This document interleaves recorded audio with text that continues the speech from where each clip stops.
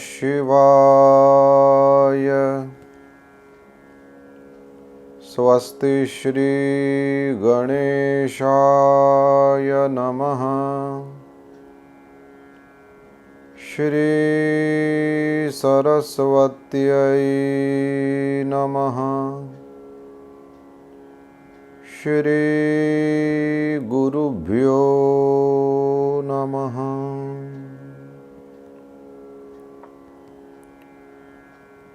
शंभो महेश करुणामय शूलपाणे गौरीपते पशुपते पशुपाशनाशिन्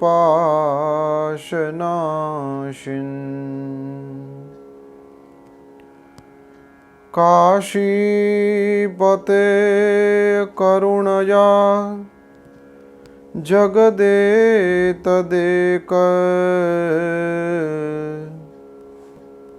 त्वं हंसि पासि विदधासि महेश्वरोऽसि।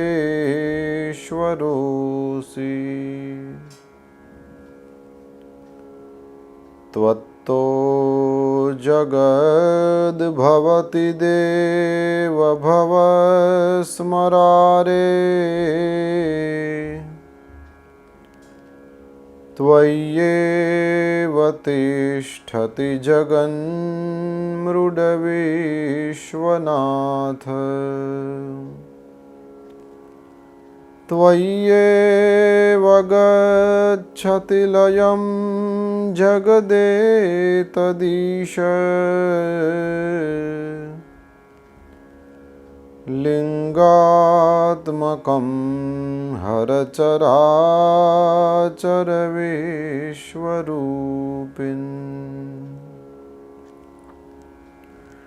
श्री चंद्रमौलीश्वर महादेव की जय। श्री सद्गुरु भगवान की जय। ओम नमः पार्वती पतये हर हर महादेव। सत्सृष्टितांडव रचयिता नटराज राज नमो नमः। हे आद्य गुरु शंकर पिता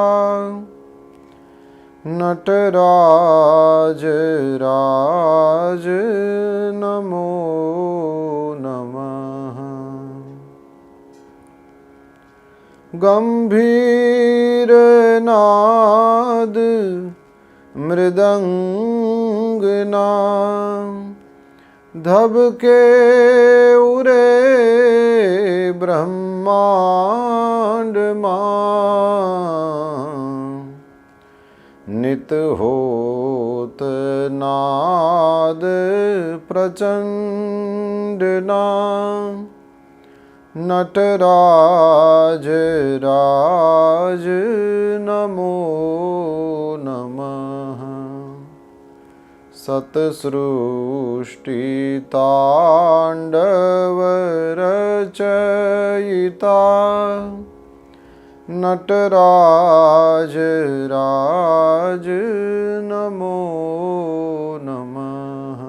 हे आद्य गुरु शंकर पिता नटराज राज नमो नमः। नटराज राज नमो नमः। नटराज राज नमो नमः। आप सभी को बहुत प्रेम से जय श्री कृष्णा और जय सिया राम के साथ आप सभी को प्रणाम करता हूँ। भगवान महादेव का पावन स्मरण करते हुए आइए हम इस श्रावण के पवित्र दिनों में, जबकि पूरे विश्व में भगवान विश्वनाथ की और परब्रह्म परमात्मा भगवान महादेव की आराधना अर्चना चल रही है, उस समय हम भी अपनी ओर से कुछ वाणी और कान से सेवा करते हुए विश्वनाथ के महत्व को समझने के लिए, विश्वनाथ के चरणों में हमारी श्रद्धा और दृढ़ और विश्वास और मजबूत हो, इस हेतु को लेकर के कुछ शिव चरित्रों का गायन और श्रवण करने का मनुष्य जीवन में प्राप्त सबसे महान लाभों में से एक लाभ सत्संग है। उसका हम आनंद लें और उस लाभ को हम समझें और उसका खूब लाभ का लाभ उठाएं। रुद्र संहिता जो शिव पुराण की दूसरी संहिता है, उसके आज हम चतुर्थ खंड में प्रवेश करेंगे। कथा के प्रवाह को आपके स्मरण में दिलाने के लिए कुछ बातें अगले वाले खंड से भी करूँगा। उसका नाम पार्वती खंड, और उसमें देवी पार्वती ने, जो सती ही थी, उन्होंने हिमवान के घर पार्वती के रूप में अवतार लिया और वे भगवान महादेव की अर्धांगिनी थी, तो तपस्या करके पुनः भगवान महादेव को ही प्राप्त हुई। यह सब भगवान महादेव की कृपा से ही हो सका, लेकिन भगवान महादेव की कृपा को प्राप्त करने वालों की भी हम सौभाग्य की सराहना करें, उनकी कथाओं का दर्शन करें, तो हमारी भगवान महादेव के चरणों में भक्ति विशेष रूप से बढ़ती है। इस वजह से इस तरह से व्यास जी ने इन प्रसंगों को लिखा है कि उसमें भगवान महादेव के भक्तों की महिमा भी आ जाती है और उसको सुन करके हमको भगवान महादेव के ही चरणों में दृढ़ भक्ति की प्राप्ति होती है। तो यह दिव्य आख्यान बताया गया कि किस प्रकार से भगवान भोलेनाथ बारात लेकर के पहुँचे हैं हिमवान के घर, और किस तरह से विवाह की विधि हुई है, और शिव भवानी दोनों ही कैलाश को पहुँचे हैं। कैलाश में भगवान महादेव और देवी भवानी का दिव्य दाम्पत्य चल रहा है और उसमें सब लोग आनंद का अनुभव कर रहे हैं। और जैसे कि हम सब जानते हैं कि शिव परिवार में दो पुत्र हैं, एक हैं स्कंद और दूसरे हैं गणेश। तो यहाँ सुंदर कथा का हमको दर्शन होगा। हम चतुर्थ कुमार खंड में प्रवेश करें। कुमार का अर्थ कार्तिक स्वामी होता है, लेकिन इसमें गणेश जी की भी हमको कथा मिलेगी। तो अब हम चतुर्थ कुमार खंड में प्रवेश करें। इसमें प्रारंभ में भगवान महादेव को प्रणाम करते हुए दिव्य मंगलाचरण लिखा है भगवान वेदव्यास ने। सबसे पहले हम उसका पाठ करें।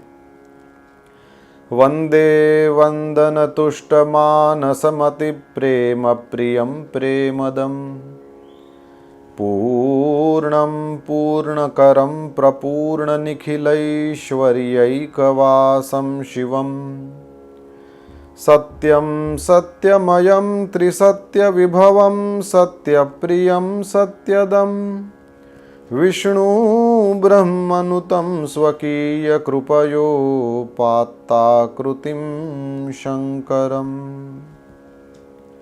कहते हैं जिनकी वंदना करने से मन प्रसन्न हो जाता है, जिनको प्रेम अत्यंत प्रिय है, जो प्रेम प्रदान करने वाले हैं, जो पूर्ण हैं, दूसरों को भी पूर्ण कर देने वाले हैं, संपूर्ण ऐश्वर्यों के एकमात्र आवास स्थान कल्याण स्वरूप हैं, सत्य ही जिनका विग्रह है, जो सत्यमय हैं, जिनका ऐश्वर्य त्रिकाला बाधित है, जो सत्य प्रिय हैं और सत्य ही प्रदाता हैं, ब्रह्मा और विष्णु जिनकी स्तुति करते हैं, स्वेच्छानुसार शरीर धारण करने वाले उन भगवान महादेव की मैं, शंकर की मैं वंदना करता हूँ।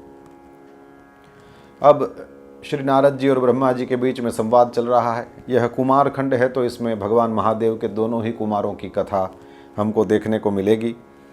श्री नारद जी और ब्रह्मा जी के बीच में संवाद चल रहा है। श्री नारद जी ने ब्रह्मा जी को पूछा है, महाराज, हे देवताओं का मंगल करने वाले देवता, यानी हे मेरे पिता, हे ब्रह्मा जी, परमात्मा शिव तो सर्वसमर्थ हैं।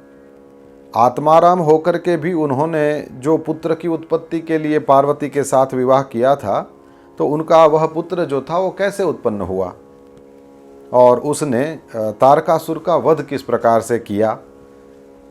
मुझ पर कृपा करके वो जो पूरा वृत्तांत है उसको आप प्रेम पूर्वक मुझे सुनाएं। उसके उत्तर में ब्रह्मा जी ने कथा प्रसंग सुनाया है, और जिस प्रकार कुमार की यानी कार्तिक की गंगा से उत्पत्ति हुई और कृत्तिका आदि 6 स्त्रियों ने उनका पालन किया और उन 6 की संतुष्टि के लिए ही कार्तिक स्वामी ने अपने 6 मुख प्रकट किए। षडानन कहते हैं उनको, आनन यानी चेहरा, षड यानी 6, तो जिन्होंने 6 मुख प्रकट किए हैं ऐसे, और षडानन कहे जाते हैं, और कृत्तिकाओं ने उनका पालन किया है तो उस वजह से उनको कार्तिकेय कहा जाता है। इसके बाद में तो फिर वो कृत्तिकाएँ उनको गिरिजा शंकर की सेवा में लाती हैं और सारी जो कथाएं हैं वो सुनाया है। उसके बाद में फिर ब्रह्मा जी ने कहा कि ये सुन करके भगवान महादेव ने तो उस पुत्र को अपनी गोद में ले लिया है और अत्यंत स्नेह किया है। फिर तो देवताओं ने प्रसन्न होकर के उनको विविध प्रकार के पदार्थ दिए, कई प्रकार की विद्याएं दिया है, कई प्रकार की शक्तियां दी हैं उनको और अस्त्र शस्त्र आदि प्रदान किया है। पार्वती तो बड़ी प्रसन्न है और उन्होंने कुमार को परमोत्तम ऐश्वर्य दिया है। लक्ष्मी जी ने दिव्य संपन्न और एक विशाल मनोहर हार संपन्न उनको अर्पण किया है। तो इस तरह से उस कुमार को देख करके यानी गिरिजा शंकर के उन पुत्र को देख करके सब लोगों ने महोत्सव किया है। अब जब ये पूरा हुआ तो फिर देवता लोगों ने भगवान महादेव से प्रार्थना करके कहा कि हे प्रभु, ये जो तारकासुर प्रकट हुआ है वह तो इन्हीं कुमार के हाथों ही वो मरेगा, इस वजह से उनका अंत करने के लिए, उसको मारने के लिए आप इस कुमार को हम लोगों को दीजिए। तो भगवान महादेव ने कहा कि बात तो सही है। तो भगवान महादेव ने अपना वह कुमार जो है वो देवताओं को समर्पित कर दिया।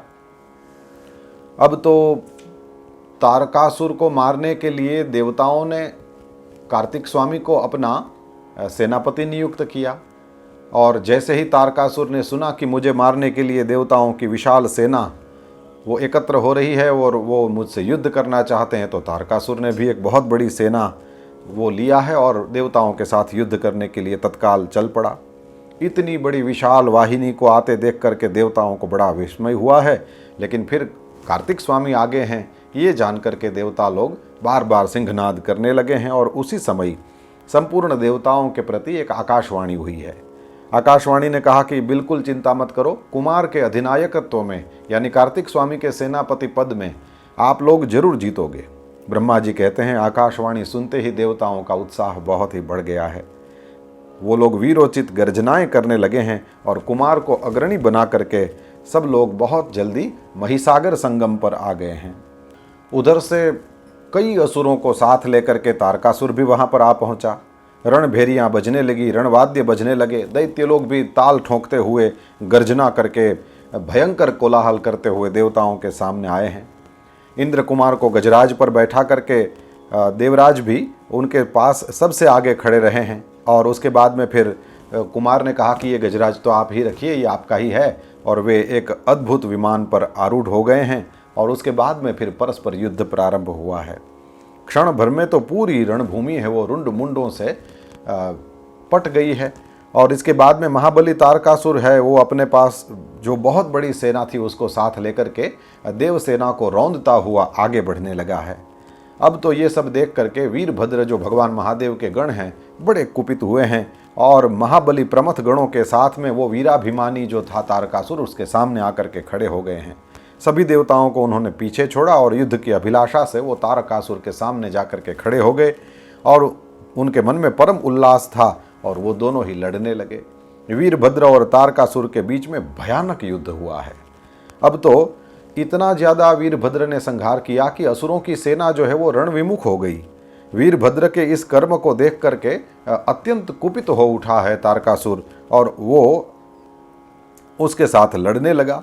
10,000 भुजाओं को धारण करके सिंह पर सवार होकर के देवगणों को मारने के लिए वो दौड़ा दौड़ा गया है। प्रमथ गणों को मारने लगा और वीरभद्र ने ये सब देखा तो वे भी अत्यंत क्रुद्ध हो गए हैं और उन्होंने तारकासुर को मारने के लिए भगवान महादेव का जो अत्यंत श्रेष्ठ त्रिशूल है उसको अपने हाथ में लिया। जैसे ही त्रिशूल को उठाया है उसके तेज से दिशाएं प्रकाशित हो उठी हैं। उस समय महान कौतुक प्रदर्शित करने वाले स्वामी कार्तिक ने तुरंत ही वीरभद्र को कहा कि रोको रोको रोको, वीरभद्र को कहो कि तारकासुर को तुम मत मारो, तुमसे तारकासुर ये मरेगा नहीं। वीरभद्र ने जैसे ही स्वामी कार्तिक का संदेशा सुना है तुरंत ही युद्ध से पीछे हट गए हैं। अब तो भगवान श्री हरि तारकासुर के साथ लड़ने के लिए आगे आए क्योंकि वीरभद्र थके हैं। भगवान श्री हरि ने भी सुदर्शन चक्र और शार्ंग धनुष्य लेकर के महादैत्य तारक पर आक्रमण किया है। तारकासुर श्री हरि के साथ लड़ने लगा है। युद्ध स्थल में दोनों का परस्पर युद्ध देख करके सब लोग अचंभित रह गए हैं। अब तो ब्रह्मा जी ने शंकर पुत्र स्वामी कार्तिक को कहा है कि ये सब लोग तारकासुर के साथ लड़ने जा रहे हैं, ठीक है, सब लड़ रहे हैं, लेकिन कुछ समय के लिए लड़ सकेंगे, आखिर में कोई मार सकेगा तारकासुर को तो केवल आप ही, इसलिए हे प्रभु आपके अलावा क्योंकि उसको कोई नहीं मार सकता, आप तैयार हो जाओ। ब्रह्मा जी ने कहा कि कुमार कार्तिकेय ने जैसे ही ये सुना तो तुरंत हंस करके ब्रह्मा जी को कहा कि तथास्तु, और इसके बाद में शिवपुत्र कुमार अपनी शक्ति को हाथ में लेकर के दौड़े दौड़े तारकासुर की ओर गए हैं। कार्तिक स्वामी को अपने सामने दौड़ करके आ रहे हैं ऐसा देखा, उनके हाथ में दिव्य शक्ति है। तारकासुर ने देवताओं से पूछने लगा कि क्या यही कार्तिक स्वामी है, और जैसे ही सब लोगों ने कहा कि हाँ ये ही कार्तिक स्वामी हैं, तब तो भीषण दुर्वचन बोलने लगा है और कार्तिक स्वामी के साथ वो जबरदस्त युद्ध करने लगा है। तारकासुर का वध करने की इच्छा से कार्तिक स्वामी ने अपने हाथ में शक्ति लिया है और जैसे ही उस शक्ति का आघात किया है, तारकासुर के सारे अंग छिन्न भिन्न हो गए हैं और जैसे ही उन्होंने प्रहार किया, तारकासुर का मस्तक धड़ से अलग हो गया है, उसका प्राण पखेरु उड़ गया है। जैसे ही वीर तारकासुर को उस महासमर में बिना प्राण का पड़ा हुआ देखा है, असुर सेना भागने लगी है। दैत्यराज तारक मर गया ये पता चलते ही कई देवताओं ने कई असुरों को मौत के घाट उतार दिया है और हजारों दैत्य मृत्यु के अतिथि बन गए। कई ऐसे हो गए जो अंजलि बांध करके पाही रक्षा करिए ये कहने लगे। कई मैदान छोड़ करके भाग गए। हजारों दैत्य जो हैं वो जीवन की आशा से पाताल में घुस गए हैं। हे मुनीश्वर, इस तरह से दैत्यों की पूरी सेना किसी न किसी तरह से लेकिन नष्ट हो गई है। देवगणों का इतना भय कि वहां पर कोई असुर टिक नहीं पाया। दुरात्मा तारक मर गया। अब तो सब लोग निष्कंटक हो गए हैं। जैसे ही कार्तिक स्वामी का यह महान पराक्रम भगवान महादेव ने सुना है, प्रसन्नतापूर्वक वहां पर आए हैं। महादेव जी के साथ उनकी जननी कार्तिक स्वामी के प्रति अत्यंत वात्सल्य को लेकर के पार्वती अम्बा भी वहां पर पधारी हैं और उन्होंने प्रेम से कुमार को अपनी गोद में भर लिया है। मेरा इतना छोटा सा बच्चा, उसने कैसे इतने बड़े दैत्य को मार दिया, ये सोच करके पार्वती माता उसको अपने स्नेह से नहलाने लगी। हिमालय भी बंधु बांधवों अनुयायियों के साथ आए हैं और उन्होंने स्वामी कार्तिक स्वामी का स्तवन किया है। इसके बाद में देवताओं ने पुष्प वर्षा करी है। सब लोगों ने विशेष रूप से जय जयकार किया है। नमो नमः का शब्द सुनाई देने लगा है और महान विजय उत्सव मनाया गया है। इसके बाद तो फिर भगवान रुद्र जगत जननी भवानी के साथ अपने निवास स्थान कैलाश को चले गए हैं। इधर तारक मर गया है, ये देख करके सारे देवता और सभी प्राणी प्रसन्न हो गए और कुमार की स्तुति करने लगे हैं। हे देव, आपने दानव श्रेष्ठ तारक का हनन किया है, आपको नमस्कार है। हे शंकर नंदन, स्तुति हो रही है। हे शंकर नंदन, आप बाणासुर के प्राणों का हरण करने वाले और प्रलंबासुर के विनाशक हैं। आपका स्वरूप परम पवित्र है, हम आपका अभिवादन करते हैं। ब्रह्मा जी कहते हैं देवताओं ने कुमार की स्तुति करी, उसके बाद में सभी पर्वतों ने भी स्तुति करी है और स्कंद ने सभी पर्वतों को भी वरदान दिया है। तो ब्रह्मा जी कहते हैं कि इस प्रकार भगवान महादेव के बड़े पुत्र जो कुमार हैं उनका चरित्र जो मैंने आपके सामने वर्णन करके दिखाया है। अब और क्या सुनना चाहते हैं आप ये कहें। तो शिव परिवार में 2 कुमार हैं, तो एक कार्तिक स्वामी का चरित्र जो है वो संक्षेप में हमने देखा। तो उस तरह से सूत पुराणी ने कहा कि तारकारी कुमार का अद्भुत और ये वृत्तांत सुना तो नारद जी को बड़ी प्रसन्नता हुई। तो कहा कि महाराज स्वामी कार्तिक का तो वृत्तांत आपने सुनाया, फिर उनके भैया गणेश जी का भी तो उत्तम चरित्र सुनाइए, उनका जन्म कैसे हुआ और उन्होंने आगे जाकर के क्या दिव्य चरित्र किए, ये सब भी हमको सुनना है। क्योंकि संपूर्ण मंगलों के लिए भी गणपति बापा जो हैं वो मंगल स्वरूप हैं। सूत पुराणी कहते हैं महामुनि नारद के इन वचनों को सुनकर के ब्रह्मा जी भी मन में हर्षित हुए हैं कि नारद, तुम्हारी भगवान की कथा सुनने में बड़ी प्रीति है और मुझे भी सुनाना अच्छा लगता है। अच्छा सुनो, पहले जिस प्रकार से विधिपूर्वक मैंने गणपति की उत्पत्ति का जो वर्णन किया था और उसमें फिर शनि ग्रह की दृष्टि पड़ने से भी गणेश जी का मस्तक कट जाता है और उस पर हाथी का मुख लगाया गया था, ये भी कल्पांतर की कथा है। और शिव पुराण में यहाँ पर लिखा है कि श्वेत कल्प में अब जो घटित हुई है वो गणेश जन्म की कथा का मैं आपके सामने वर्णन करता हूँ। उसमें भगवान शंकर ने गणेश जी का मस्तक काट लिया था आदि जो प्रसिद्ध कथा है वो श्वेत कल्प की है। कहते हैं कि किसी समय पार्वती अम्बा के पास उनकी दोनों सखियां, एक का नाम है जया और दूसरी का नाम है विजया, वो पास आकर के इस तरह से कहने लगी हैं पार्वती अम्बा को कि हे सखी, सभी जितने भी गण हैं सब हमारे स्वामी के रुद्र के ही हैं। नंदी है, भृंगी है, जो भी हैं वो सब शिव जी की आज्ञा के पालन में ही तत्पर रहते हैं। असंख्य प्रमथ गण हैं, लेकिन उसमें भी हमारा कोई नहीं है, हमारा कोई नहीं है। आप समझ गए ना, शिव जी के सारे गण पार्वती के भी तो हैं, लेकिन उनको अपना कोई निजी सेवक चाहिए था जो केवल पार्वती की सेवा में रहे, जो केवल जया और विजया की बात को माने, सुने और तदनुसार उस आज्ञा पालन में तत्पर रहे, इस तरह का। तो कहा कि वो सब शिव आज्ञा परायण होकर के द्वार पर खड़े रहते हैं। वैसे वे सब हमारे भी हैं, लेकिन फिर भी हमारा उनके साथ कोई मन मेल नहीं है। उनका मन अलग तरह से चलता है, हमारा मन अलग उस तरह से चलता है। इसलिए हे पाप रहिते, जया विजया ने कहा पार्वती अम्बा को कि आपको भी हमारे लिए भी एक गण की रचना करना चाहिए, वो जो हमारी आज्ञा में रहे। ब्रह्मा जी ने कहा कि पार्वती मैया ने जैसे ये ऐसे सुंदर वचनों को सुना तो उसको हितकारक माना और उन्होंने वैसा ही करने के लिए सोचा भी।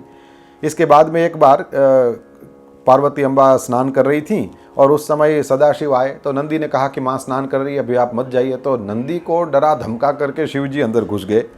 तो जैसे ही अंदर घुस गए तो फिर पार्वती अम्बा को थोड़ा लज्जा अनुभव हुई और उनको लगा कि ये तो ठीक नहीं है। इस तरह की घटना घटित हुई थी, वो अभी यहाँ पार्वती माता को याद आया।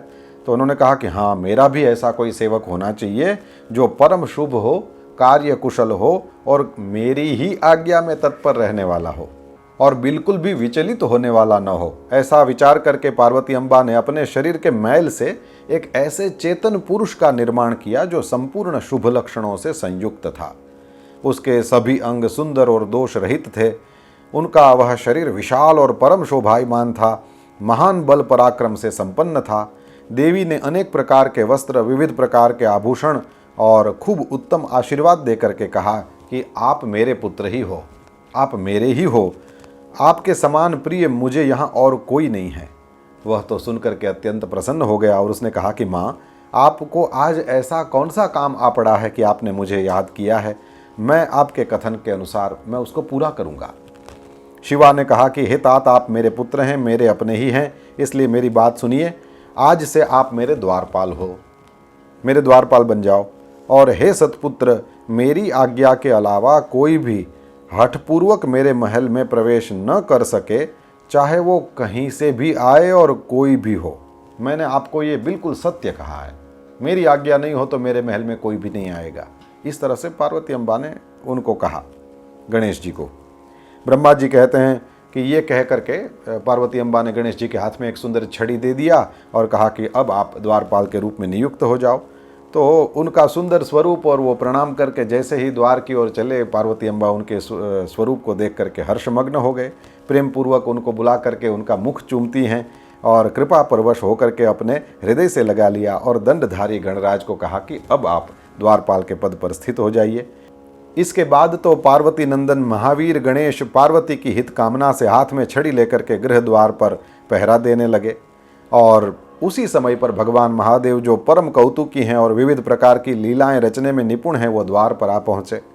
और गणपति ने देखा उनको, लेकिन वो पार्वती पति को पहचानते तो थे नहीं, इसलिए वो तुरंत उनको रोक करके बोले कि हे देव, माता की आज्ञा के बिना आप अभी अंदर मत जाइए। माता स्नान करने के लिए बैठी हैं और इस वजह से आप अंदर नहीं जा सकते हैं। अभी तो आप यहाँ से बिल्कुल 9-2-11 हो ही जाइए। तो जैसे ही गणपति ने उनको रोकने के लिए हाथ में छड़ी लिया तो शंकर भगवान ने कहा कि हे मूर्ख, तू किसको रोक रहा है? तू क्या मुझे नहीं जानता? मैं शिव के अलावा और कोई दूसरा नहीं हूँ।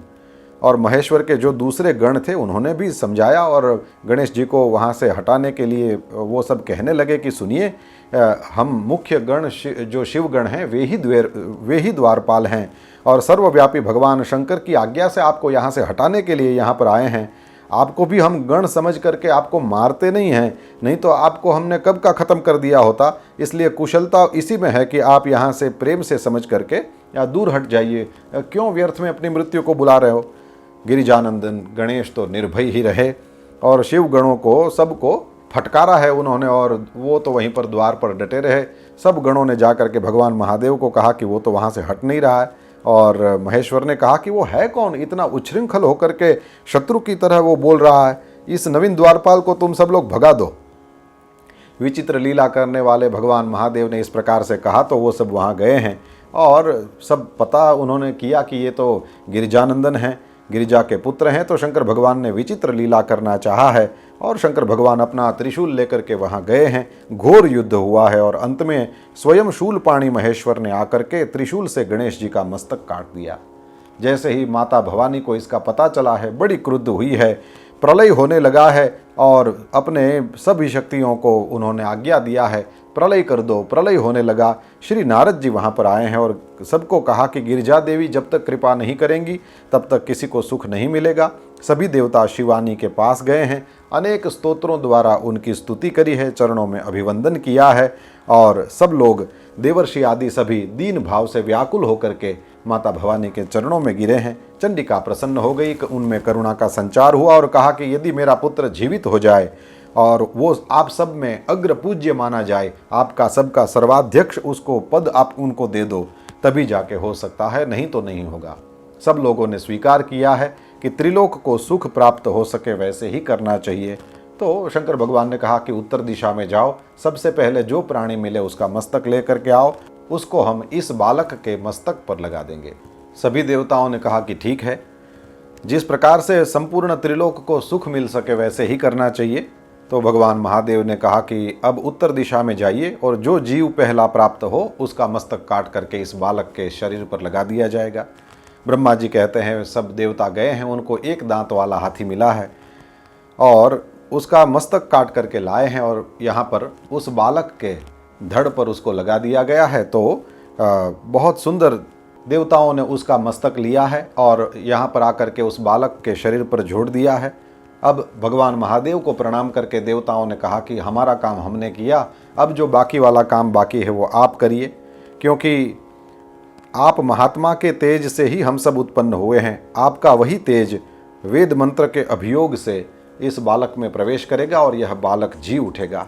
इस तरह से वेद मंत्र द्वारा जल को अभिमंत्रित किया गया। भगवान महादेव का स्मरण करके वह उत्तम जल जो है वह बालक के शरीर पर छिड़क दिया गया है और जल का स्पर्श होते ही वह बालक शिव इच्छा से तुरंत ही चेतना युक्त होकर के जैसे कोई सोकर उठा हो उस तरह से जी उठा है।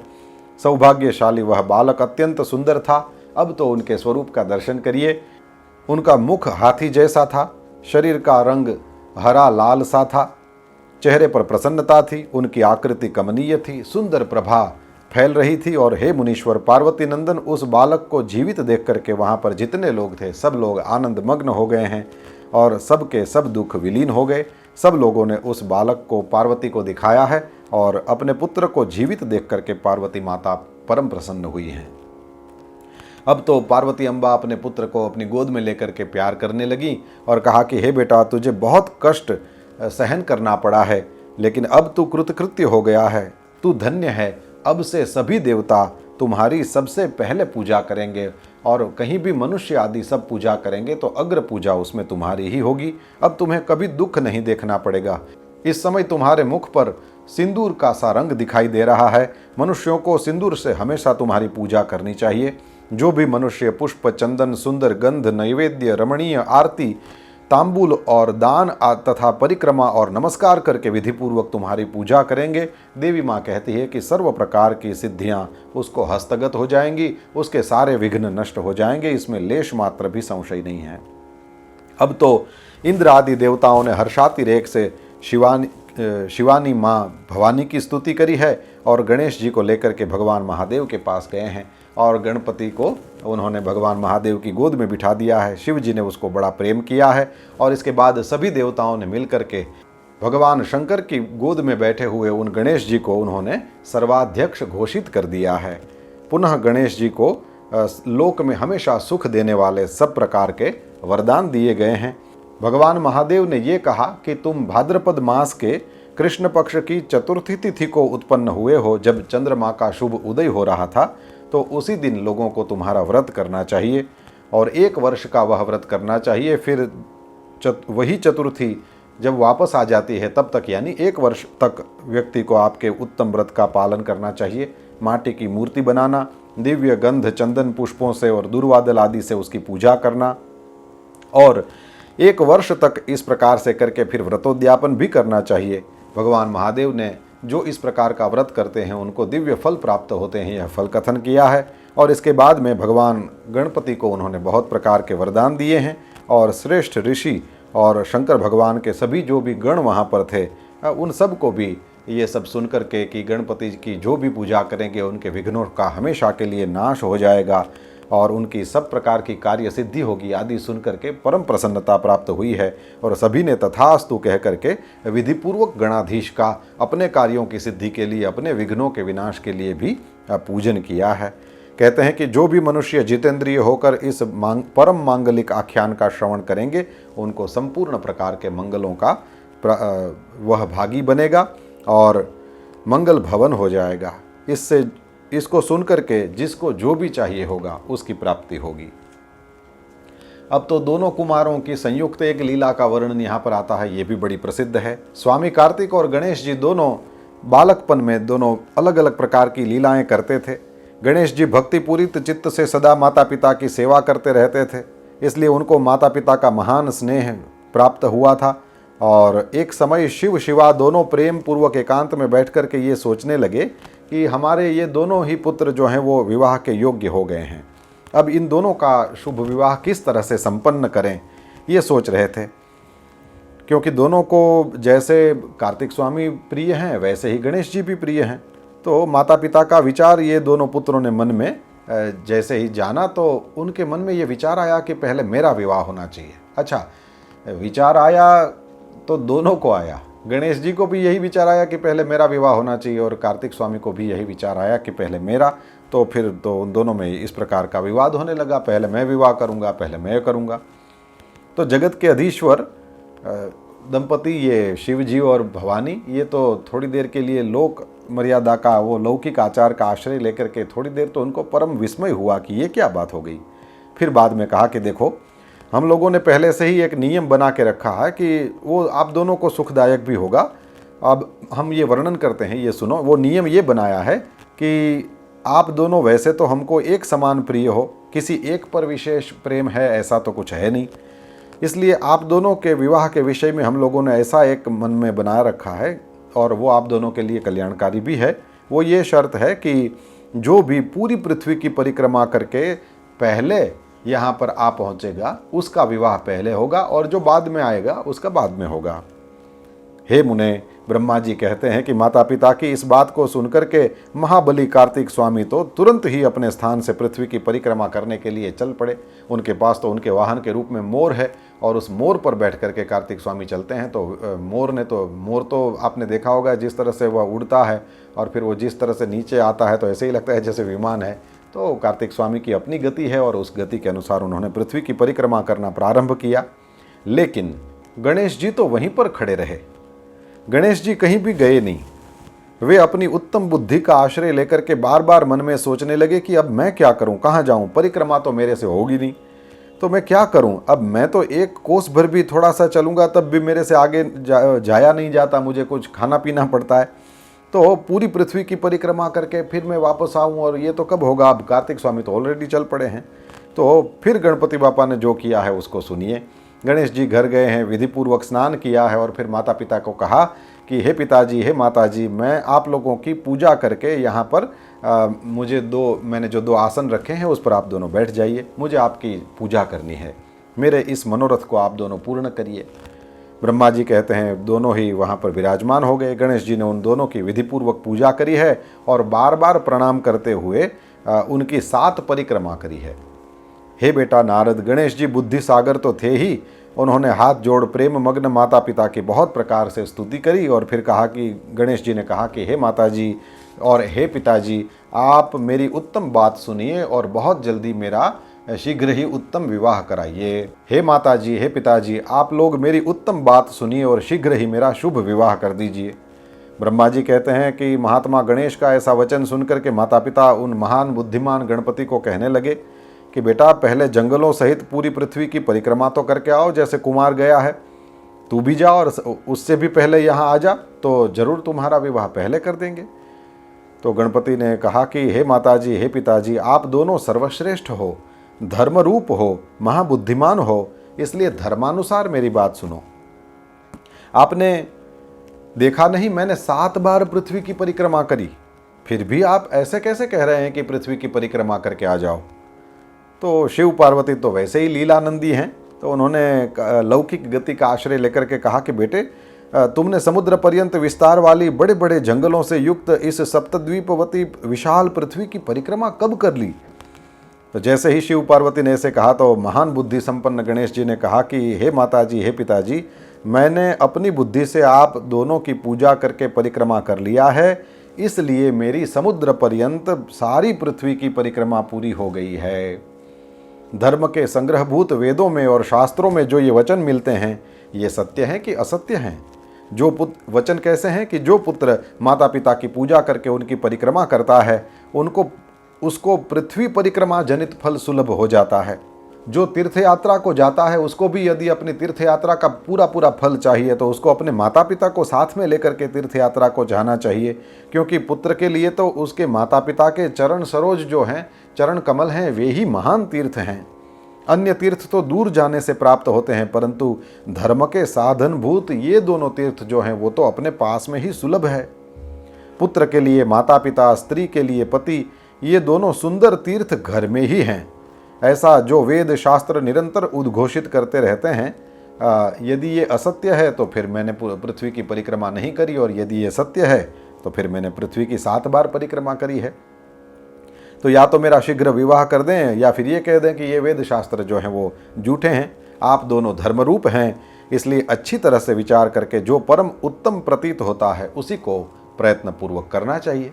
गणेश जी की इस बात को सुनकर के शिव पार्वती तो परम विस्मित हो गए और यथार्थभाषी और अद्भुत बुद्धि वाले अपने पुत्र गणेश की प्रशंसा करते हुए बोलने लगे हैं, बेटा तू महान आत्मबल से संपन्न है। शिव और शिवा ने कहा कि तेरे में निर्मल बुद्धि उत्पन्न हुई है, तुमने जो बात कही है वह बिल्कुल सत्य है। माता पिता की सेवा पूजा करना, देखिए अब आप अच्छे श्रोता की तरह सुन ही रहे होंगे, इसलिए इसको माता पिता होकर के नहीं सुनना होता है, इसको पुत्र पुत्री बन करके सुनना होता है। तो आप जो सुन रहे हैं तो अपने माता पिता को याद करें। ऐसे नहीं सुनना होता है कि मेरे बेटे ये सुन रहे हो तो बहुत अच्छा, उसमें कुछ अकल आए, मैं तो कुछ नहीं कह पा रहा या कह पा रही, ये कथाकार जो है वही कह दें तो बहुत अच्छा। ऐसे नहीं होता है, इसको पुत्र या पुत्री बन करके सुनना होता है। और अपने माता पिता का स्मरण करिए, उनके चरण सरोज आपके लिए सब प्रकार के तीर्थ हैं, ये कल्पना करके उनको प्रेम से प्रणाम करिए, ये मुख्य बात है। तो शिव शिवा ने कहा, तुमने जो कहा है संपूर्ण सत्य है। दुख का अवसर आने पर जिसकी बुद्धि विशिष्ट हो जाती है, उसका दुख वैसे ही विनष्ट हो जाता है जैसे सूर्य का उदय होते ही अंधकार नष्ट हो जाता है। जिसके पास बुद्धि है वही बलवान है, बुद्धिहीन के पास बल होगा तो भी उसका वो करेगा क्या। हे पुत्र, वेद शास्त्र और पुराणों में बालक के लिए धर्म पालन की जो भी बात कही गई है, सब तुमने ठीक से पूरी कर लिया है, और इसी वजह से अब हम, तुमने जो कहा वो उसको हमने मान लिया, और अब हम तुम्हारा विवाह करेंगे।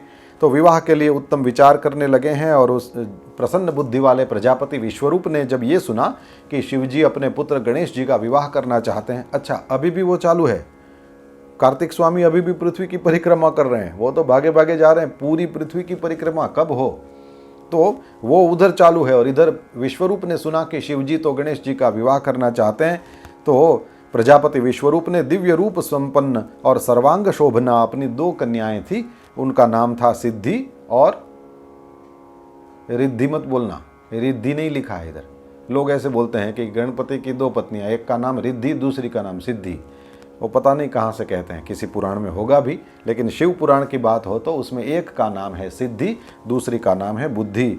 सिद्धि बुद्धि सहित श्रीमन महागणाधिपतये नमः जब पूजा कराते हैं तो ऐसे बोलते हैं। तो सिद्धि बुद्धि ये उन दोनों के नाम हैं।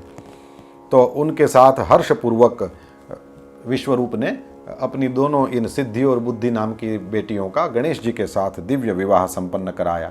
इस विवाह के अवसर पर तो संपूर्ण देवता वहाँ पर प्रसन्न होकर के आए थे।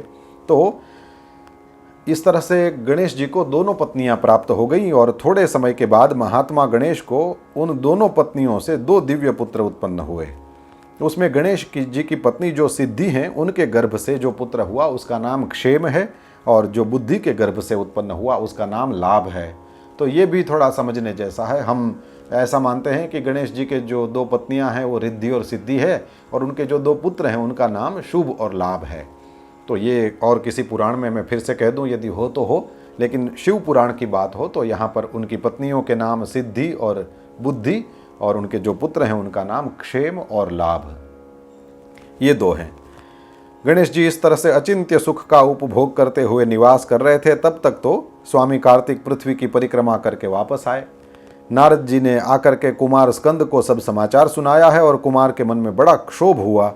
उसके बाद में फिर माता पिता शिव शिवा ने बहुत उनको रोका, लेकिन फिर वो रुके नहीं घर में, और क्रौंच पर्वत की ओर चले गए हैं। हे देवर्षे, उस दिन से ही शिवपुत्र स्वामी कार्तिकेय का कुमारत्व ये सिद्ध हो गया। कुमार ही रहे, इसका मतलब वे कंवारे ही रहे। कंवारा और कुमार शब्द एक दूसरे के जैसे हैं, ये आप देख सकते हैं। तो कुमार ही रहे, यानी उन्होंने फिर उसके बाद विवाह नहीं किया। उनका यही नाम कुमार, यही नाम त्रिलोक में विख्यात हो गया है। वह शुभदायक, सर्व पापापहारी, पुण्यमय और उत्कृष्ट ब्रह्मचर्य की शक्ति प्रदान करने वाले हैं। दक्षिण भारत में भी इनकी पूजा होती है, ये हम सब जानते हैं। कार्तिक की पूर्णिमा को सभी देवता, ऋषि, तीर्थ और मुनीश्वर हमेशा कुमार के दर्शन के लिए जाते हैं। जो मनुष्य कार्तिक की पूर्णिमा के दिन कृत्तिका नक्षत्र का योग होने पर स्वामी कार्तिक का दर्शन करते हैं, उसके समस्त पापों का विनाश हो जाता है। और इधर स्कंद का वियोग हो जाने से माता पार्वती को बड़ा दुख हुआ है। उनको अच्छा नहीं लगा, क्योंकि उनके तो दोनों ही बेटे उनकी दोनों आँखों के समान थे। स्कंद चला गया, ये अच्छा नहीं लग रहा था। इसलिए एक दिन दीन भाव से उन्होंने अपने स्वामी शिव जी को कहा कि हे प्रभु, आप वो नहीं आ रहा है तो आप मुझे लेकर के चलिए, हम वहाँ जाएं। और अपनी प्रिया को सुख देने के निमित्त स्वयं भगवान शंकर अपने एक अंश से उस पर्वत पर, क्रौंच पर्वत पर गए हैं, और वहाँ पर जाकर के स्वामी कार्तिक के साथ रहे हैं। स्वामी कार्तिक के साथ हमेशा रहने के लिए शिव जी अर्जुन का वृक्ष बन गए, और देवी माँ जो हैं पार्वती, वे मल्लिका ये बन गई। तो मल्लिकार्जुन स्वामी का जो दक्षिण भारत में हम ज्योतिर्लिंगम का दर्शन करते हैं, ये यही है। श्रीशैले मल्लिकार्जुनम ये कहा जाता है ना। तो श्रीशैल पर्वत पर, जिसका नाम क्रौंच पर्वत भी लिखा है यहाँ पर, या फिर कल्प भेद कथा हो सकती है, तो क्रौंच पर्वत पर भी अभी हम जो पाठ करते हैं सौराष्ट्रे सोमनाथम च श्रीशैले मल्लिकार्जुनम, इसमें मल्लिकार्जुन स्वामी जो हैं ये यही शिव और शिवा हैं। तो वहाँ पर प्रतिष्ठित हो गए हैं ज्योतिर्लिंग के रूप में। वे सत्पुरुषों की गति और अपने समस्त भक्तों के मनोरथों को पूर्ण करने वाले हैं। आज भी भगवान महादेव वे शिवानी अपनी पत्नी भवानी के साथ वहाँ पर विराजमान हैं।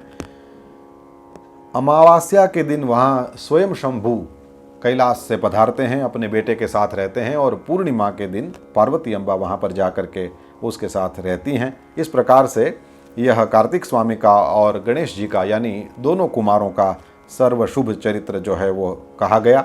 इसको कोई भी सुनता है तो उसकी शुभ कामनाएं पूरी हो जाती हैं।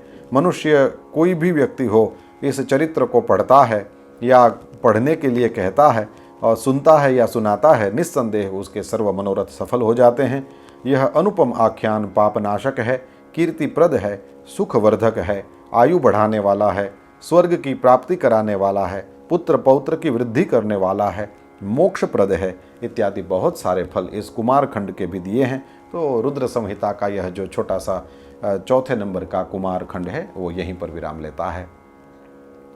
अब हम रुद्र संहिता का जो 5वां और अंतिम खंड है उसका नाम युद्ध है। इसमें सब लड़ाई झगड़े वाली बहुत कथाएं हैं। हमको लगता है कि ना ही पढ़ें तो ठीक है, लेकिन ऐसा नहीं है। जीवन में हर प्रकार की परिस्थितियों में भगवान महादेव का जो चरित्र है वो किस प्रकार का रहा, ये हमारे सामने एक बहुत अच्छा उदाहरण भगवान वेदव्यास रखते हैं। केवल कैलाश पर बैठ कर के वे राम राम राम राम नहीं करते, केवल उस परम शिव स्वरूप होकर के, ब्रह्मा विष्णु महेश के भी स्वामी होकर के वे सबको इस तरह से वरदान देने वाले और शांत स्वरूप में बैठने वाले और केवल भगवान की कथाएं सुनाते हैं। इतना ही नहीं है, ज़रूरत पड़े तो पास में ही त्रिशूल रखा है, ज़रूरत पड़े तो इसको उठाने में भी बिल्कुल संकोच नहीं करते और ज़बरदस्त युद्ध करते हैं। उनके युद्ध का कौशल जो है उसकी कथाएं इस 5वें युद्ध खंड में हैं, क्योंकि उनको कई असुरों ने आराधा भी है और उनकी आराधना करके बड़े बड़े वरदान प्राप्त किए हैं, लेकिन फिर वही असुर कभी कभी बड़े उच्छृंखल हो गए हैं, तो फिर महादेव जी को उनको ठीक करने के लिए शिक्षा भी तो करना पड़ा है। जगत के माता पिता हैं शंभु भवानी, तो माता पिता केवल गोद में बिठा करके दुलार ही थोड़ी करते हैं। जशोदा मैया को देखो, कन्हैया को अपना दूध भी पिलाती हैं, अपनी गोद में बिठा करके दुलार भी करती हैं, और ज़रूरत पड़े तो फिर लाठी लेकर के कन्हैया के पीछे भी तो दौड़ी थी। वात्सल्य रस जो है वो दोनों रूप में परिपूर्ण होता है। तो जगत मातु पितु शंभु भवानी हैं, तो उनकी कुछ युद्ध लीला का भी यहाँ पर 5वें खंड में हमको वर्णन मिलता है, उसका हम दर्शन करें। तारकासुर जिसको मारा था स्कंद स्वामी ने, और वे ही जो तारकासुर हैं उसका ही पुत्र था तारकाक्ष, उसकी कथा के द्वारा इस 5वां युद्ध खंड है उसका प्रारंभ होता है। नारद जी ने कहा कि हमने ये आनंद प्रदान करने वाली और जो भगवान महादेव के दोनों पुत्र हैं गणेश जी और कुमार स्वामी, उनका तो वर्णन सुना, उनकी कथाओं को सुना। अब हम और भी भगवान महादेव के गृहस्थ संबंधी उत्तम चरित्रों को सुन करके अब और भी चरित्रों को सुनना चाहते हैं, जिसमें रुद्रदेव ने खेल खेल में ही दुष्टों का वध किया है। और मैंने ये भी सुना कि महान वीर्यशाली भगवान शंकर ने देवद्रोहियों के जो त्रिपुर थे, 3 नगर थे, उसको एक ही बाण से एक साथ ही भस्म कर दिया था। तो वो कैसे हुआ था, क्या हुआ था, उसका थोड़ा वर्णन करें हमारे सामने। तो ब्रह्मा जी ने कहा कि भगवान वेदव्यास और सनत कुमार के बीच में भी ऐसी ही कुछ बातें हुई थी। तो सनत कुमार ने व्यास जी को जो कथा सुनाया था वही मैं आपको सुना रहा हूँ। कहा कि जब शिव कुमार स्कंद ने तारकासुर को मार दिया तो उसके 3 पुत्र थे। उसमें तारकाक्ष सबसे बड़ा था, विद्युन्माली मझला था और छोटा था, उसका नाम कमलाक्ष था। तीनों में एक समान ही बल था और वो मेरू पर्वत की एक कंदरा में जाकर के महान तपस्या उन्होंने करी है। हजारों वर्षों तक ब्रह्मा जी की प्रसन्नता के लिए उन्होंने अत्यंत उग्र तप किया है।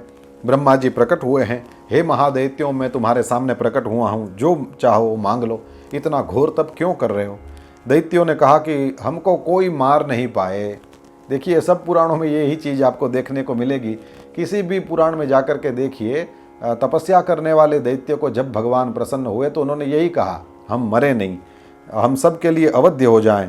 ब्रह्मा जी ने कहा कि ये विचार ही छोड़ दो, ये हो नहीं सकता, कोई अजर अमर हो नहीं सकता, मुझे भी मरना पड़ता है। आ ब्रह्म भुवनाल लोका पुनरावर्तिनः। तो दुर्लभ और दुस्साध्य कोई वरदान मांगना चाहो तो तुम्हारी रक्षा हो सकती है, वैसा तुम कर सकते हो कि मृत्यु से उतना बच जाओ। दैत्यों सब ने ये सुना और 2 घड़ी तक ध्यानस्थ हो गए और फिर कहने लगे कि हम लोग प्रबल पराक्रमी हैं, लेकिन हमारे पास ऐसा कोई घर नहीं है, तो ऐसा घर बना दीजिए जिसमें हम शत्रुओं से सुरक्षित रह सकें और उसमें सुखपूर्वक निवास कर सकें। तो हम 3 हैं, 3 नगरों का निर्माण करा दें। तारकाक्ष ने कहा कि विश्वकर्मा के द्वारा मेरे लिए स्वर्णमयी नगर बनवाइए। कमलाक्ष ने चांदी से बने हुए और ये जो विद्युन्माली था उसने लोहे से बना हुआ नगर मांगा और कहा कि हे ब्रह्मन, ये तीनों पूर्व मध्याह्न के समय अभिजित मुहूर्त में चंद्रमा के पुष्य नक्षत्र पर स्थित होने पर एक स्थान पर मिला करें और आकाश में नीले बादलों पर स्थित होकर ये क्रमशः एक के ऊपर एक रहते हुए लोगों की दृष्टि से ओझल रहें। फिर पुष्करावर्त नामक काले मेघों के वर्षा करते समय 1,000 वर्ष के बाद ये तीनों नगर परस्पर मिलें और एक ही भाव को प्राप्त हों, अन्यथा नहीं। उस समय कृत्तिवासा भगवान शंकर, जो वैर भाव से रहित सर्वदेवमय और सबके देव हैं, लीला पूर्वक संपूर्ण सामग्रियों से युक्त एक असंभव रथ पर बैठकर एक अनोखे बाण से हमारे पुरों का भेदन करें, ऐसा वरदान चाहते हैं। ये सुना तो आप भी कुछ ज़्यादा नहीं समझे होंगे, मैं भी कुछ ज़्यादा नहीं समझा हूँ, पर यह लिखा है कि कोई दुर्लभ योग है और 1000 वर्ष में ये एक के ऊपर एक ऐसे तीनों रहें और किसी दुर्लभ योग में 1000 वर्ष बाद ये तीनों मिले और उसी समय एक ही बाण से भगवान शंकर उनको भेद दें, तभी ये। लेकिन शंकर भगवान तो कैसे हैं, वो लिखा है वैर रहित हैं और सर्वदेवमय हैं और उनके तो हम भगत हैं, इसलिए हमको वो मारेंगे नहीं। इस तरह से ये सब उन्होंने मन में सोच करके ऐसा दुर्लभ वरदान मांगा और कहा भी कि किंतु भगवान शंकर तो सदा हम लोगों के वंदनीय, पूज्य और अभिवादन के पात्र हैं, अतः वे हम लोगों को कैसे भस्म करेंगे। मन में ऐसी धारणा करके ऐसे दुर्लभ वर को इन लोगों ने मांगा। तो तारक पुत्रों को इस प्रकार का वरदान प्राप्त भी हो गया, और ऐसा वरदान प्राप्त करके फिर सभी असुर जो करते हैं यही सब पाप आदि करने लगे। तो तारक पुत्रों के प्रभाव से संतप्त हुए देवता सब ब्रह्मा जी के पास गए हैं, करुणता से पुकारने लगे हैं। ब्रह्मा जी ने कहा कि सब लोग अब तो हम भगवान महादेव के पास जाएंगे तभी होगा, क्योंकि भगवान महादेव के अलावा और कोई इनको मार नहीं सकता। भगवान महादेव की आज्ञा से फिर वे सब देवता विष्णु भगवान के पास गए हैं और कहा कि आप ऐसा कुछ करिए, ऐसी कोई व्यवस्था करिए कि जिसके द्वारा वो जो असुर हैं, वो शैव जो सनातन धर्म का पालन करते हैं ठीक से, उसमें से वे सब आचार भ्रष्ट हो जाएं और वैदिक धर्म का वहाँ से विनाश हो जाए, और उसके बाद में फिर सभी स्त्रियों का पातिव्रत जो व्रत है वो भी छूट जाए और सभी पुरुष जो हैं वो भी इंद्रियों के वश में हो जाए। इस तरह से वो अपने मार्ग से नीचे उतर जाएं। और विष्णु भगवान ने उन सभी दैत्यों को मोहित कर दिया, आचार भ्रष्ट कर दिया है। इसके बाद में फिर देवता भगवान महादेव के पास गए हैं, स्तवन किया है, लेकिन शिव जी त्रिपुर वध के लिए फिर भी तैयार नहीं हुए। क्यों? शंकर भगवान ने कहा कि वे बड़े प्रेम से मेरे भक्ति करते हैं, उन सबको मैं क्यों मारूं? क्या वो मेरे द्वारा वध के योग्य है? देवता सब दीन मुख हो गए हैं और कहा कि महाराज आपके अलावा और किसी से उनका वध होगा नहीं, इसलिए साधुओं की रक्षा करने के लिए, धर्म की रक्षा करने के लिए आपको ये काम करना है। तो जैसे ही परमात्मा शिव ने ये बात सुनी तो बिल्कुल स्वीकार कर लिया है प्रेम से और कहा कि मैं चलो कर भी दूं, लेकिन मेरे पास ऐसी कोई योग्य सामग्री नहीं है कि जिसके द्वारा मैं इस प्रकार से उन त्रिपुर का वध कर पाऊं। सारथी नहीं है मेरे पास, ऐसे धनुष बाण नहीं है, ऐसा महादिव्य रथ भी नहीं है। तो मैं चाहता हूं कि इस प्रकार से कुछ मेरे पास हो तो फिर मैं इस काम को कर दूं। भगवान विष्णु के कहने से सब लोगों ने एक मंत्र है उसका ओम नमः शिवाय शुभम कुरु कुरु शिवाय नमः ओम, ऐसा जो मंत्र बनता है उसके 1 करोड़ जप किए हैं। और इसके बाद में फिर देवताओं ने भगवान महादेव को प्रार्थना करी है और सर्वदेवमय रथ बनाया गया है। सभी देवताओं ने उसमें कुछ न कुछ अपना भाग किया है और ऐसा अद्भुत रथ बनाया गया। भगवान महादेव उस रथ पर चढ़ करके युद्ध के लिए प्रस्थान करेंगे। थोड़ा सा वर्णन उसका हम देखें तो विश्वकर्मा ने रुद्रदेव के लिए बड़े प्रयत्न से वह आदरपूर्वक सर्वलोकमय दिव्य रथ की रचना करी है। वह ऐसा था, सुवर्ण का बना हुआ था। उसके दाहिने चक्र में सूर्य थे, वाम चक्र में चंद्रमा विराजमान थे। दाहिने चक्र में 12 अरे लगे हुए थे जिनमें 12 सूर्य प्रतिष्ठित थे। बायां पहिया 16 अरों से युक्त था जिनमें चंद्रमा की 16 कलाएं विराजमान थी। अश्विनी आदि सभी 27 नक्षत्र भी जो थे उनके वाम चक्र की ही शोभा बढ़ा रहे थे। 6 ऋतुएं उन दोनों पहियों की नेमी बनी। अंतरिक्ष रथ का अग्रभाग हुआ। मंदराचल ने रथ की बैठक का स्थान ग्रहण किया। उदयाचल और अस्ताचल ये दोनों उस रथ के कुबर हुए। महामेरु अधिष्ठान हुआ और शाखा पर्वत उसके आश्रय स्थान हुए। इस तरह से रथ का अद्भुत वर्णन बताया है। ऐसा अद्भुत रथ और उस पर भगवान महादेव सवार होकर के फिर त्रिपुरों का वो भेदन करने के लिए आगे बढ़ते हैं। महेश्वर सुसज्जित होकर के उस रथ पर विराजमान हुए हैं और त्रिपुर संहार करने के लिए जैसे ही उपस्थित हुए तो वहाँ भगवान शिव ने भद्रकाली को बुला करके उस युद्ध के प्रारंभ में गजानन गणेश जी की पूजा करी है, उसका वर्णन है। और इसके बाद में फिर वह जब मुहूर्त आया जब तीनों ही पुर एकत्र हुए हैं, उस समय उन्होंने अपना भीषण बाण उस पर छोड़ दिया है। त्रिपुर निवासी उन दैत्यों को दग्ध कर दिया है। शंकर भगवान के लिए वो तो बाएं हाथ का खेल है। बस उसके अलावा और जो कथाएं हैं, बार बार देवता दौड़ करके भगवान महादेव के पास जाते हैं और जैसे मैंने कहा कि कई प्रकार की स्तुतियाँ होती है और उसमें भगवान शिव के तत्व का जो वर्णन होता है, बार बार देवताओं को भी शिव जी के पास जाना चाहिए, जाना पड़ता है। तो उस तरह से मनुष्यों को भी बार बार भगवान महादेव के जिनके भी इष्ट देवता हों उनको बार बार शिव जी के पास जाना चाहिए। तो इत्यादि जो बातें बताया गया है यही साधकों के रूप में हम लोगों के लिए मुख्यतया जानने योग्य है। तो कोई भी स्थावर जंगम था, वो भगवान महादेव ने जैसे ही बाण छोड़ा तो बिना जले रहा नहीं है। केवल असुरों के जो विश्वकर्मा हैं, अविनाशी जो मय दानव हैं, वो बच गया है वहाँ से, क्योंकि वो देवताओं के विरोधी नहीं है और वैसे भी भगवान महादेव के तेज से वे सुरक्षित थे, सद्भक्त भी थे। विपत्ति के अवसर पर वे भगवान महादेव के शरणागत बन करके रहते थे। अब भगवान महादेव ने जैसे ही ये काम किया तो क्रोधपूर्वक उन्होंने बाण छोड़ा है। अब वह त्रिपुर जल करके खत्म हो गया, सब खत्म हो गया, लेकिन क्रोध जो भगवान महादेव का था वह शांत नहीं हो रहा था। तो देवता लोग आए हैं, उन्होंने प्रेम से स्तवन किया है और भगवान महादेव का क्रोध जो है वह शांत हुआ है। भगवान महादेव उन सब को वरदान देते हैं, जब जब भी देवताओं के ऊपर दुख की संभावना होगी उस समय मैं प्रकट होकर के तुम लोगों की रक्षा किया करूंगा, दुखों का विनाश किया करूंगा। इस प्रकार का वरदान महादेव जी ने उनको दिया है। फिर जो मई दानव बच गया था वो आया है और भगवान महादेव को प्रसन्न देख करके उनकी स्तुति करने लगा है। कहा कि तुम भी वरदान मांग लो। शिव जी ने ऐसे ही कहा तो मई दानव ने कहा कि मुझे और क्या चाहिए, बस मुझे तो अपने चरणों में आप शाश्वती भक्ति प्रदान करो।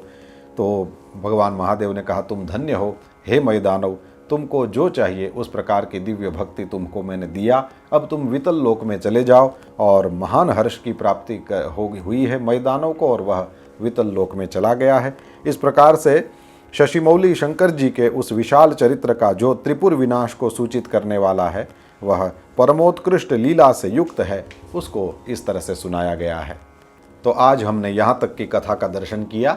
अब आगे वाली जो कथा है उसको कल देखेंगे। अभी भी वो युद्ध वाला जो वर्णन है वो चालू है और हम अभी भी ये 5वें युद्ध खंड में ही हैं। इसकी और कथाओं का दर्शन कल करेंगे। आज का जो हम प्रवचन है इसको यहीं पर विराम देते हैं। आज की कथा पूरी हो रही है। हम प्रेम से शिव नाम ले लें 2 बार और इसके बाद में फिर जय जयकार करेंगे। ओम नमः शिवाय, ओम नमः शिवाय, हर हर भोले नमः शिवाय, ओम नमः शिवाय, ओम नमः शिवाय, हर हर भोले नमः शिवाय, ओम नमः शिवाय, ओम नमः शिवाय, हर हर भोले नमः शिवाय, ओम नमः शिवाय, ओम नमः शिवाय, हर हर भोले नमः शिवाय, ओम नमः शिवाय, ओम नमः शिवाय, हर हर भोले नमः शिवाय, ओम नमः शिवाय, ओम नमः शिवाय, हर हर भोले नमः शिवाय, शिव हर हर भोले नमः शिवाय, शिव हर हर भोले नमः शिवाय। श्री चंद्रमौलीश्वर महादेव की जय। श्री सद्गुरुदेव भगवान की जय। ओम नमः पार्वती पतये, हर हर महादेव।